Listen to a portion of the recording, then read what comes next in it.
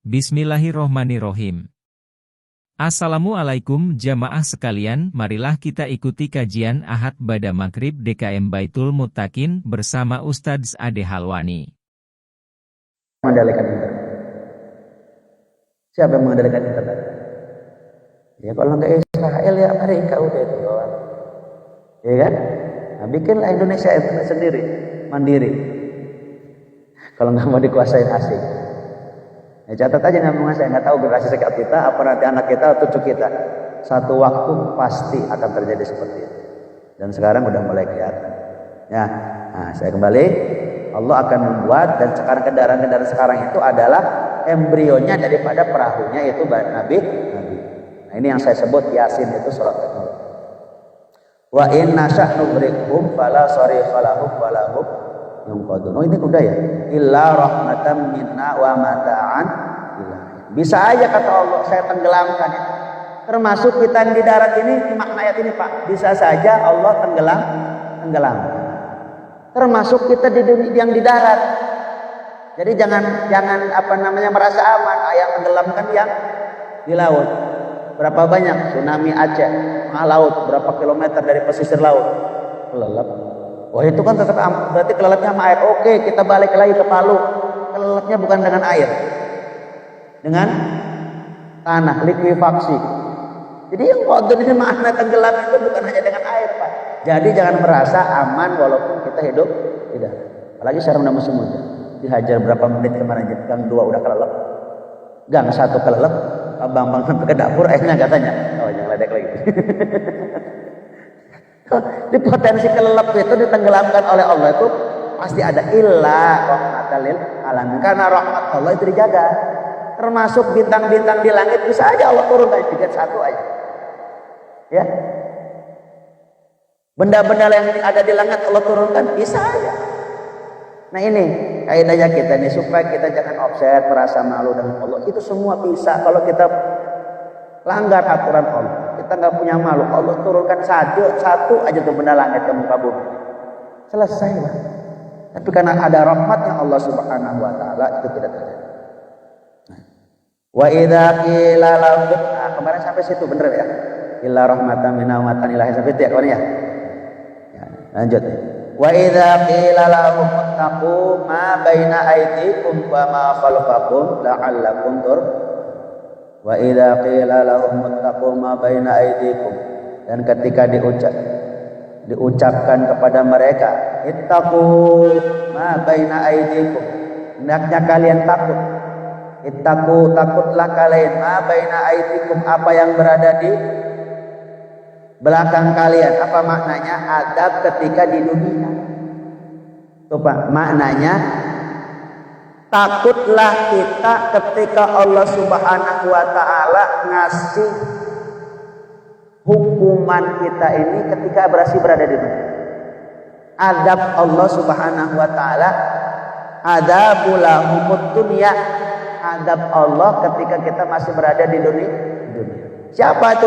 Oh, yang menafikan, mengingkari ayat-ayat Allah. Mana ayat Allah kemarin?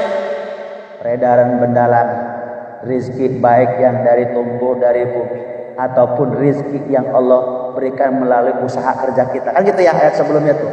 Apalagi termasuk tanda-tanda kebesaran Allah dibuatkannya kendaraan. Itu tanda-tanda kebesaran Allah. Kalau kita mengingkari itu semua, awas, kudu takut. Bisa jadi Allah turunkan adab. Adabnya bukan hanya nanti di akhirat. Ma baina aidihim, apa yang berada di belakang kita. Apa maknanya? Ketika kita masih di dunia. Tuh, ma baina aidihim. Ya. Itu aidihim tuh maknanya di belakang. Wa ma khalfihim, dan apa saja yang ada di depan. Apa maknanya? Adab nanti di akhir. Di dunianya diadab, di akhiratnya juga diadab. Kenapa? Mengingkari kebesaran Allah. Makanya dalam syahadat yang tadi pagi kita bahas, syahadat itu di dunia bukan kita menyaksikan Allah secara zahir dengan mata kita, tetapi menyaksikan kebesaran Allah dengan ilmu yang kita miliki. Makanya syahadat itu keluarnya daripada ilmu, bukan hanya sebuah lisan saja. Ya. Ya cukup ilmunya mengakui Allah. Oh ini air gunung ini ada yang ngebuat. Gak mungkin kalau gak ada yang ngebuat. Dunia ini ada, pastinya ada yang ngebuat. Siapa yang ngebuat? Itulah Allah Subhanahu wa ta'ala. Meja ini gak mungkin jadi sendiri, pasti ada yang ngebuat. Oh, begitupun langit gak mungkin nongol sendiri, pasti ada yang ngebuat, ada yang ngurus. Itulah Allah Subhanahu wa ta'ala. Nah, seperti itu sudah dianggap. Oh. La'allakum turhamun. Kalau kamu takut sama adab Allah. Jadi kalau memang belum ngerasa takut sama Allahnya langsung, minimal takut wa'idnya Allah ya. Dari pagi ya, wa'idnya Allah. Ada orang ibadah itu karena wa'adnya Allah. Kasih sayang Allah, janji Allah. Kalau kamu nanti taat, saya masukkan surga, wa'ad. Kalau kamu enggak taat, saya masukkan neraka. Itu namanya wa'id, ancaman Allah. Itu pun sama. Kalau kamu takut dengan wa'idnya Allah, ancaman Allah, la'allakum turhamun. Mudah-mudahan kalian semua dapat rahmat. Di mana rahmatnya? Fiddin wa dunya wal akhirah. Di dunia dan juga di akhirat. Kalau ibadah kita ini karena takut kepada Allah, dari kita mulai mandi junub wudu sampai takbiratul ihram sampai melaksanakan sholat, semuanya dipenuhi dengan tertib sesuai tuntunan fikih. Itu juga karena takut, Pak. Takut kalau sholatnya nggak diterima. Takut karena bacaannya salah, jadi saya tidak diterima sholat. Tuh, takut. Kita ngaji pun karena takut. Aduh, kalau saya nggak ngaji fikih nanti sholat saya nggak benar. Takut. Kalau saya nggak baca Al-Quran, nggak ada gurunya, bacaan Al-Quran saya salah, takut. Sedangkan Al-Quran itu dipakai buat sholat, takut tuh. Semua takut-takut ini pun sama akan dapat dari rahmat Allah Subhanahu wa ta'ala. Wa ma ta'tihim min ayatin min ayati rabbihim illa kan anha mu'ridin. Dan tidak datang min ayat daripada tanda dan tidak datang daripada satu tanda min ayati rabbihim, daripada tanda-tandanya Allah Subhanahu wa ta'ala Tuhan kalian illa kanu anha mu'ridin, kecuali kalian berpaling. Yang enggak takut ini nih. Kalau tadi pagi itu bahasanya apa? Tidak malu.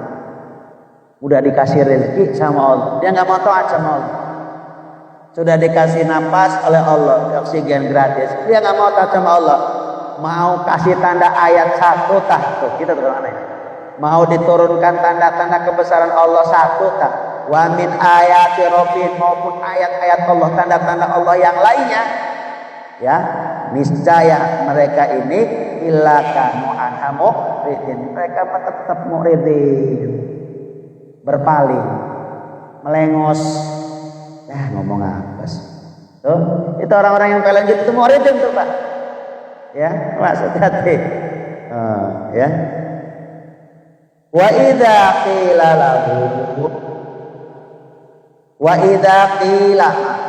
sampai itu dulu. Wa idza qila, ketika disampaikan kepada orang-orang, siapa yang disampaikan, siapa yang disampaikan ini? Orang-orang yang ingkar terhadap ayat-ayat Allah, tanda-tanda kebesaran Allah, tanda-tanda keagungan Allah, tanda-tanda sifat Allah disampaikan kepada mereka. Ini sifat kedua. Sifat keduanya, sifat pertama mengingkari ayat-ayat Allah. Sifat selanjutnya, orang-orang yang ingkar kepada Allah itu wa idza qila lahum, ketika disampaikan kepada mereka, orang-orang yang ingkar terhadap ayat Allah tadi, siapa yang menyampaikan dalam hal ayat ini? Ayat berapa itu, Pak? Wa idza qila lahum. Ayat berapa? 47. Ayat qala qiraati sa'a. Maaf. Ayat qala fuqara'i li sahabat. Yang ngomong ini, yang menyampaikan ini sahabat yang punya fakir. Ayat bermakna orang-orang fakir. Orang fakir ngomong kepada orang yang mengingkari ayat-ayat Allah. Apa kata orang fakir? Orang miskin ini. Lahum anfaqu wahum anfiqu mimma razaqakumullah. Hei orang-orang yang mengingkari ayat-ayat Allah, kata orang fakirnya. Lahum, kalian ini harus sama. Anfiku, berinfaklah. Kepada siapa? Alaina, nih kepada orang fakir nih. Ya. Jadi ciri selanjutnya orang yang mengingkari ayat Allah itu ketika sampai ayat untuk berinfak, untuk sedekah, ya, ada orang minta-minta, apa yang diucapkan mereka orang yang mengingkari ayat Allah itu? Mimma razaqakumullah, berinfaklah kepada kami ini orang-orang fakir, mimma razaqakumullah, daripada harta-harta yang telah dirizkikan Allah kepada kalian. Nah, gitu. Apa jawab mereka orang yang ingkar tadi? Minal amr. Qala alladzina kafaru, berkata orang-orang kafir tadi yang ingkar kepada ayat-ayat Allah tadi, alladzina lilladzina amanu, kepada orang-orang yang beriman. Ngingetin bayar zakat, nggak bayar zakat. Punya penghasilannya nggak dikeluarin zakatnya. Ada bayar zakat dan Ramadan kumpul kan lumayan deh, cina 2,5 kilo daripada henteu. Padahal mah ada zakat-zakat yang lain. Infak boro-boro. Ya. Dah mana sih udah? Banyak mana? Banyak merahnya enggak di bulan ini? Masih banyak merahnya dah. Wah, mudah-mudahan habis ini mah. Kan lagi seret, lagi seret enggak usah dibahas. Yang enggak seret takutnya lupa. Awas nih, ketika ada ayat sampai kepada mereka tentang infak, sedekah, ini orang kafir yang ingkar kepada ayat Allah itu apa jawabnya? Anu'imu mallau yasha'ullahu at'am. Apakah kami anu'imu, apakah kami ini kudu ngasih makan? Kata mereka adalah kafir. Malau yasha'ullahu at'amah. Malau yasha'ullahu at'amah. Emangnya kami ini kudu ngasih makan tah, ngasih infak tah, ngasih sedekah tah kepada orang-orang yang sudah oleh Allah tetapkan dikasih makan sama Allah. Bahasa kitanya begini. Katanya kamu punya Tuhan. Kamu katanya berkeyakinan Tuhan itu maha kaya, kamu bakal dikasih rezeki. Ngapain masih minta-minta sedekah? Tuh, gitu teman ayat ini. Kamu ngakunya agama Islam, katanya Tuhannya maha kaya, katanya Tuhannya bakal ngasih rezeki. Kenapa masih suka minta-minta? Ya, tuh, ayatnya gitu bahasanya. Jadi anu'imu mallau yasha'ullahu at'amah. Emang kami kudu kasih makan kepada orang-orang yang Allah kehendaki dikasih makan. Bahasa Al-Quran gitu. Bahasa kitanya tadi saya terjemahkannya ya.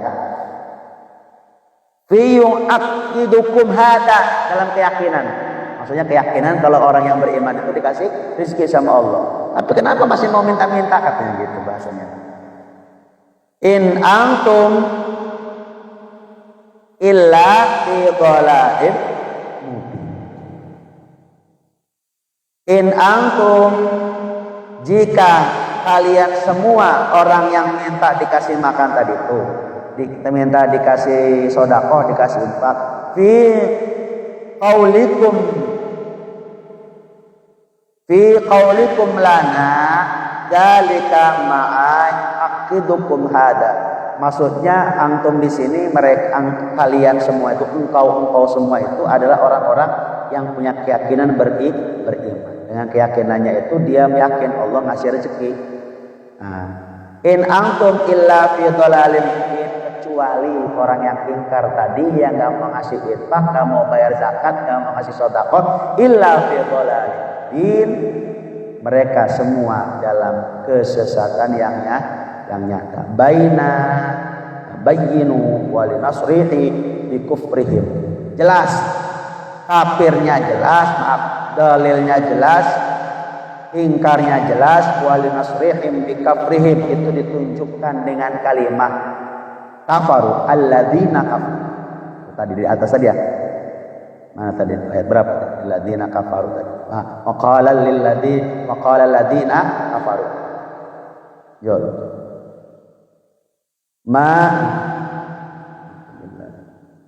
Idolana makan. Wa yaquluna mata hadzal waqtu in kuntum shadiqin. Wa yaquluna mata hadzal, udah gitu suka nyela-nyela. Ini ciri lagi nih orang yang ingkar kepada ayat Allah.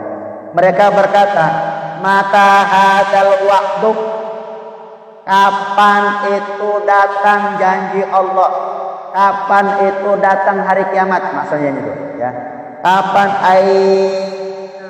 bil ba'ati, maknanya kapan itu kiamat datang? Nantangin. Saya mah gak apa-apa diponis oleh netizen masuk neraka juga antar kumpul sama artis-artis. Itu geblek namanya Pak. Orang Islam dibilangin di doa apa diponis masuk neraka, biarin saya masuk neraka, antar kan kumpul sama artis katanya. Itu tolol orang begitu. Punya cita-cita masuk neraka itu bodoh Pak orang begitu. Dikira orang neraka itu kayaknya gampang ya. Dikira cuma dijiwit doang, jangan. Ya, cuma dipecut doang ya Allah. Adatnya semula rubah. Jadi pada orang ngomong masuk neraka lah nggak biarin terkubur amat, itu goblok amat. Ya, ini sama nih ucapannya begitu. Mata hadzal waqtu, mana janji Allah tuh, adab Allah itu mana? Malah nantangin.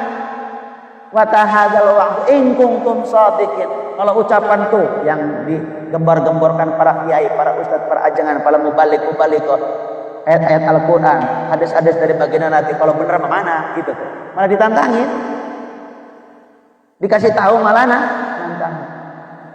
Ini bahaya yang begitu. Nah ini yang selanjutnya, ma yang turuna illa sayhatan wahidah ta'khuduhum wa hum yakhis. Nah ini panjangnya di sini. Mudah-mudahan beberapa menit lagi. Nah tadi saya cepetin Pak. Ini poinnya di sini nih. Yang tadi itu kan sudah umum ya, gambaran orang yang ingkar kepada Allah. Tapi di sini poinnya.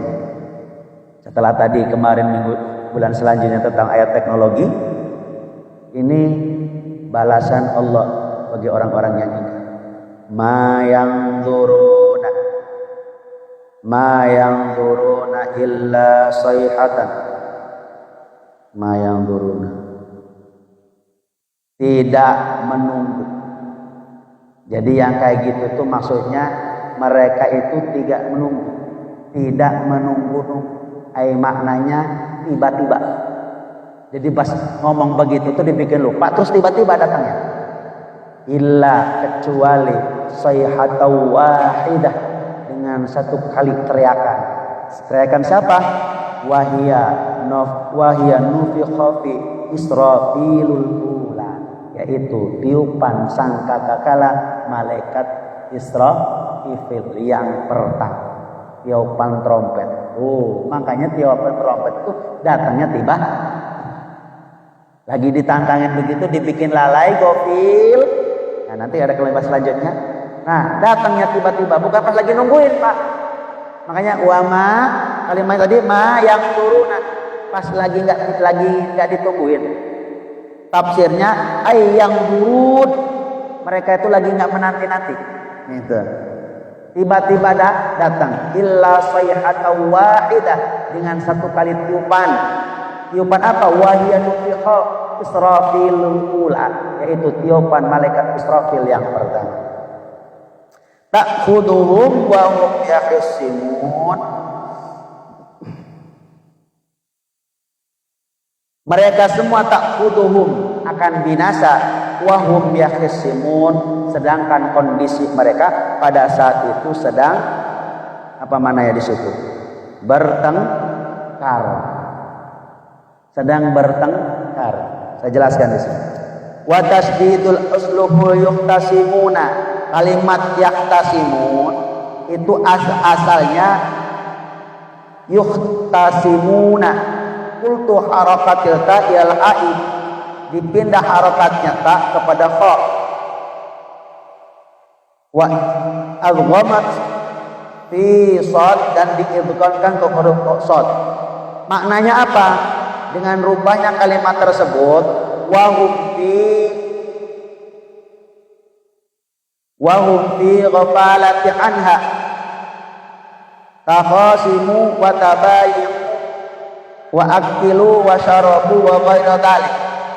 Dengan perubahan kalimat tersebut, maknanya mereka itu sedang bertengkar, sedang gontok-gontokan, sedang berbeda pendapat, ya, sedang lagi di pasar jual beli, wa akilu juga lagi makan, wa syaribu juga lagi minum, wa ghairu dzalik, dan juga lain hal yang lainnya, yang mana pada saat itu posisi mereka sedang lalai.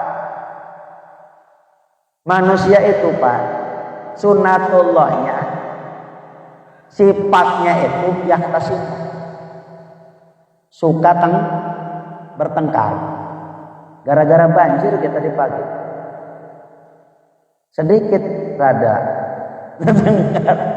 Gara-gara poldur sedikit bertengkar. Emang bagaimana bertengkar? Bukan ada makna yang konotasinya negatif ya. Artinya apa itu? Gontok-gontokan, berbeda pendapat. Itu memang sunatullah gitu manusia. Dalam hal yang positif negatif bisa orang itu gontok-gontokan, bertengkar. Dalam hal yang baik, sunatullah manusia juga bisa gontok-gontokan, berbeda pendapat. Ya, apa contohnya? Dulu tuh saya punya teman mondok. Sekarang tugasnya jadi imam di Masjid Agung Astaurah, ya, namanya Kiai Haji Mufti. Dia cerita di situ digaji, ya digaji. Ya terlepas gaji nanti buat apa, pokoknya digaji deh, bulanannya ada. Ada contoh yang lain deh. Saya kalau nggak salah pernah cerita juga waktu ziarah keliling. Basda itu saya bilang kerjanya setahun sekali, tapi gajinya full. Udah tak gajinya full setiap bulan. Pas wayah Idul Adha, Idul Fitri, jadi amil lagi. Jadi dapat 12, dapat 13 maaf. Yang 12 gajiannya, yang 1 bulan khusus bulan Ramadan jadi amil. Gitu. Artinya saya bilang sampean ini kerjanya dibayar. Cerita, maksudnya cerita kebanggaan gitu jadi basket. Lah iyalah dibayar, itu mendingan amil kampung, ustadz kampung saya bilang gitu. Nggak dibayar, kalaupun ada juga bukan karena kita, karena dapat saudara. Tuh, ini urusan baik Pak ya. Atau contoh deh.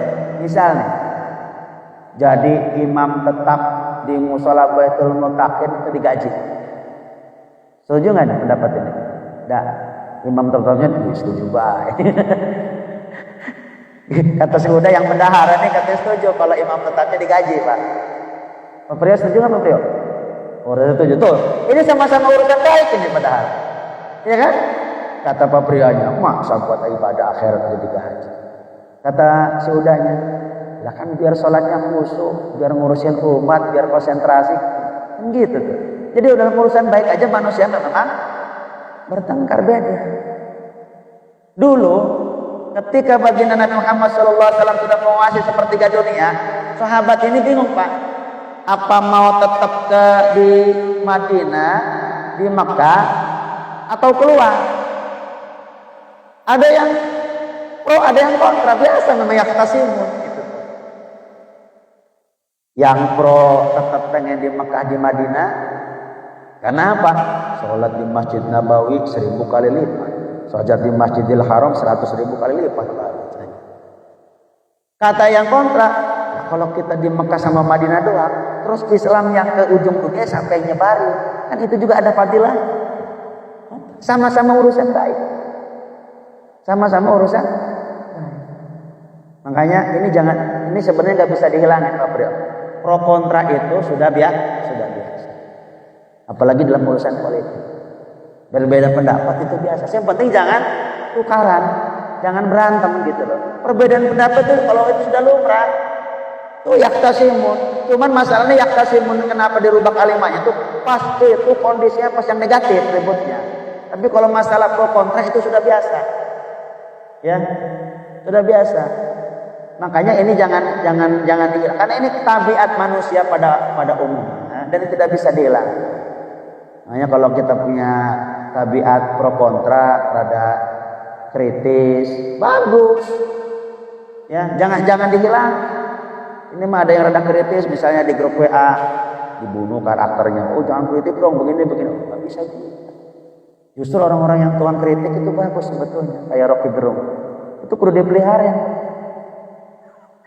Iya, coba kalau nggak ada orang kritik begitu Pak, semua diem be, tiba-tiba jelgug, kita tahu negaranya hancur. Tapi kalau ada yang kritik, ada yang kontra dengan kebijakan pemerintah kan nggak bagus. Apa ada apa ya? Penilaian, ada kontrol di dalam. Makanya sifat ini kudu dijaga. Di dunia wal akhirah kalau perlu. Di dunia dijaga, di akhirat dijaga. Kenapa ini saya sampaikan? Makanya kalau orang yang ngaji rada kencang, ya penyampaiannya rada saklek, itu bagus kata guru kami. Kalau perlu dijaga, ya bapak-bapak nih yang rada-rada galak dijaga, Pak. Apalagi galaknya pakai ilmu, bukan galak negatif ya. Apa? Tegas, ya maksudnya ya. Pak Priyo punya sifat tegas, bapak-bapak yang punya sifat tegas, pertahankan ketegasannya, selamat. Jangan lembek. Ini baru digentak sepisan lembek. Kalau perlu, ini ketegasan dijaga sampai akhirat. Paham nggak maksud saya? Belum kan? Belum. Nanti pas masuk kubur, kan ditanya tuh, marrabbuka. Galakin tuh malaikat. Saya yang ditanya, lawang saya setiap malam saya ngajarin tauhid pakai ditanyain marrabbuka apa Priyo. Jadi ini pertanyaan gak general. Coba Nabi Muhammad ditanya apa nabiuka, maksudnya? Nah nggak mungkin lah. Ya makanya dia jangan semua digeneralisir. Ada orang-orang yang pengecualian di situ. Makanya belajar yang benar tuh. Lawang saban malam Senin saya ngaji tauhid kok. Belajar tafsir Yasin kok. Masih ditanya marrabbuka. Kalau perlu digalakin malaikat mungkar wa nakirnya. Jangan gak serius ini. Bang, ini saya kasih jurus ini. Saya kasih direkam ya. Saya kasih jurus. Kalau perlu malaikat mungkar wa nakirnya digalakin. Malaikat itu kalau kitanya lebih beriman, derajatnya lebih tinggi dari malaikat. Jangan mau kalah sama malaikat. Marrabbuka. Ya Allah, malam Senin saya tuh belajar tafsir Yasin.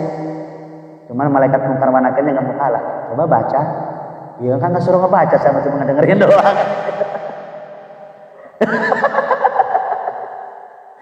Gini artinya nih kita hadir di sini ini bisa jadi hujah. Ya Allah, setiap malam Senin saya ngaji. Masa masih ditanyain marrabbuka?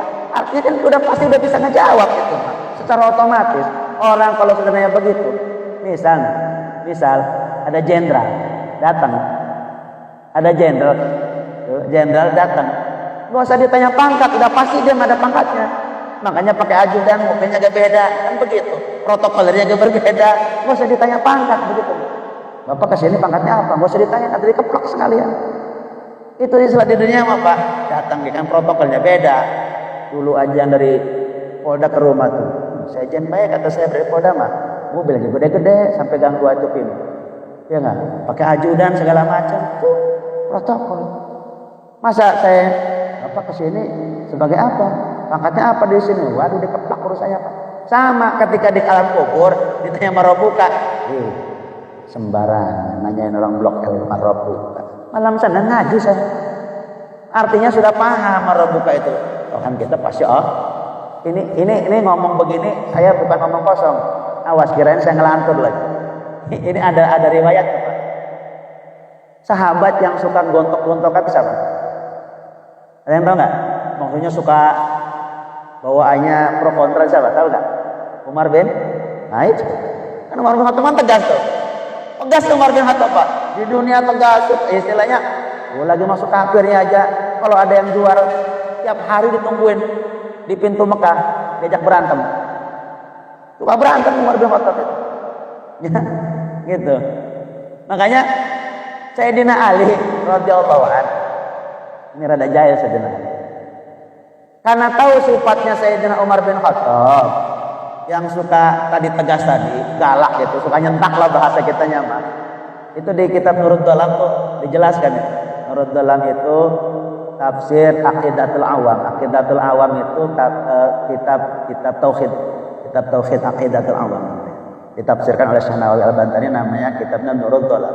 Itu jelas Pak tentang fadilah keutamaan Sayyidina Umar bin Khattab.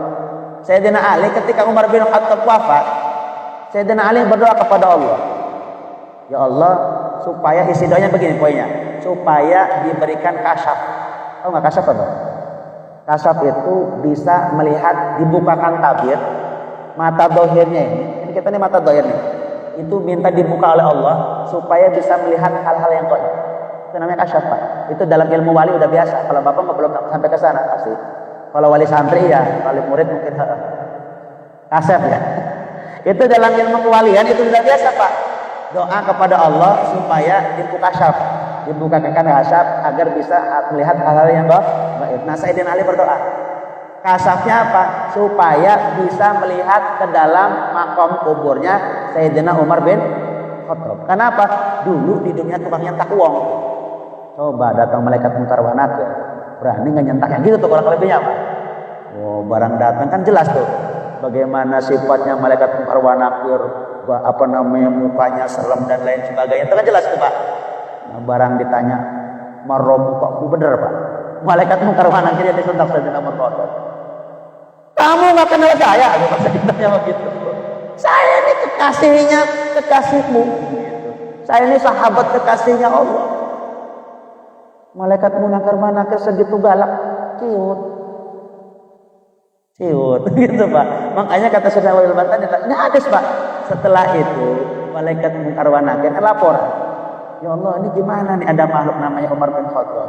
Saya tanya marobuka malah ngebalik nyentak ke saya, ngebentak saya ini katanya gitu. Gimana nih? Sambil nangis Pak. Malaikat mungkar manakir dikirim sambil nangis laporan kepada Allah. Ya wes, selepas ini jangan digeneralisir, jangan dipangkas semua. Ya, urusan kiai mah gak usah ditanya, udah pasti paham. Yang ngajarin tauhid mah udah pasti paham. Ini mah yang begundal-begundal tuh, yang nggak mau ngaji, yang orang-orang kafir, orang-orang yang suka melaksanakan kemaksiatan, baru ditanya. Yang begini mah udah pasti hafal, udah pasti bisa ngejawabnya. Tuh, maksudnya begitu Pak Priyo. Jadi kalau perlu galak balik ke malaikat mungkar wa nakir. Jadi ngendorse cerita nih kan ya. Itu Sayyidina Umar bin Khattab ngendorse kan Nabi Muhammad SAW. Kamu nggak kenal saya ini sahabatnya kekasihmu. Ana ashabi khalilu. Saya ini sahabat kekasihmu, yaitu sahabat Rasulullah SAW. Jadi setelah itu katanya Pak, malaikat mungkar wa nakir itu jadi mulai milih. Nggak semua ditanya, nih, percaya nggak percaya dibuktikan saja. Cuman tadi Pak Priyo udah pakai senjata tuh. Setidaknya hadirnya kita di sini setiap malam Ahad itu jadi hujah, jadi pembela kita. Nggak mungkin kita tidak bisa menjawab. Ya pasti kalau orang yang suka ngaji, orang taat, suka ibadah, pasti bisa ngejawab. Nggak usah nyebut nama saya juga udah ngejawab Pak Priyo. Tinggal Pak Priyo beraninya doang gitu kan. Udah keluarnya waduh salam amat ini. Ya, tuh gitu. Jadi memang pada dasarnya manusia ini yahtasimu. Orangnya suka pro kontra, apalagi sekarang tahun politik, berbeda pendapat. Yang penting mah walaupun beda pendapat silakan, tapi jangan sampai berantem. Karena yang pas berantemnya itulah, pas gontok-gontokan yang negatif itulah kiamat akan turun. Yahtasimun di sini ketika orang sibuk dengan pertengkarannya, sibuk dengan pro kontranya sehingga lupa kepada Allah, sibuk dengan jual belinya sehingga lupa dengan Allah, sibuk makan-makan, wisata kuliner, minum-minum, wisata kuliner ke sana ke sini. Ya, jarahnya bukan kepada wali Allah, jarahnya ke tempat-tempat wisata. Pas sibuk seperti itulah Allah turunkan tiupan perang. Itu makna ayat tersebut. Cuman yahtasimun ini sifat umumnya kan pro kontra tadi itu. Ya, baik itu saja Bapak-bapak. Sampai ayat berapa itu Pak? 48. Insyaallah di pekan isi bulan depan akan kita lanjutkan kembali. Baik Bapak-bapak yang dirahmati oleh Allah, yang bisa saya sampaikan mohon maaf apabila dalam penyampaian ini yang kurang berkenan. Kepada Allah saya ampun wal afu minkum wallahu a'lam bissawab. Wassalamualaikum warahmatullahi wabarakatuh.